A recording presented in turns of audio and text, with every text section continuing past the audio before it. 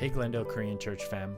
I used to be a pretty disobedient kid growing up. I can recall many stories and incidences where I was told to do something, but I didn't do it. Now, I'm not going to share all of these different stories with you, but I will share one that does come to mind. You see, my mom used to make me drink that Chinese medicine that comes in a packet. I don't know what it's called, but basically it's this brown, herbal smelling juice that would be forced down my throat every single day. Now, my mom would always tell me to drink it, along with a handful of pine nuts. And she would tell me about how it would make me tall and smart, and I would become a healthy boy growing up. Now, when I was 11 years old, I didn't care about being healthy. I didn't care about being tall, or I didn't care about being smart. I could care less. I remember she would tell me to go drink it, so I would go to the fridge, open the drawer, pull one out, and drink. I would get a handful of pine nuts and eat. And I would hear what she tells me on many of the days, but then there were certain days where I really did not want to do it. So what I would do is I would take the drink and act like I was drinking it, and maybe go drink a little bit and then pour the rest in the toilet. Sometimes I would take the pine nuts and hide them in my pocket.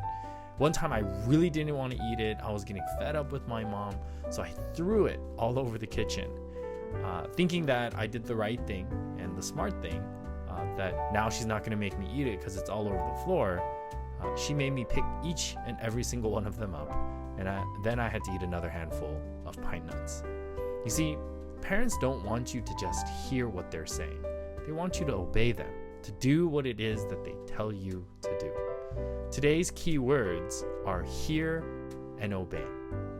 In Luke 11:27-28, we see this interesting interaction between Jesus and a woman in the crowd who had been observing some of Jesus' work.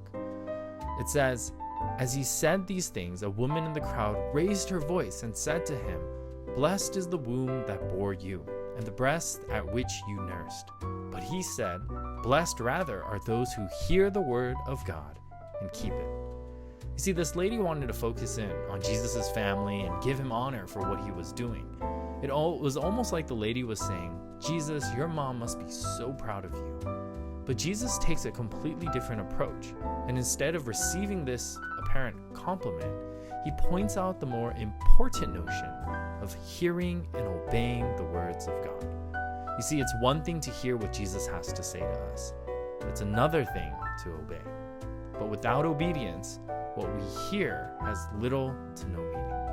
In the last part of the chapter, we see the Pharisees, a group of people who would hear what Jesus had to say, but they failed to obey. There's a lengthy section on how Jesus rebukes them for this, and he calls them out for their lack of consistency. So today, let's not just hear the words of God,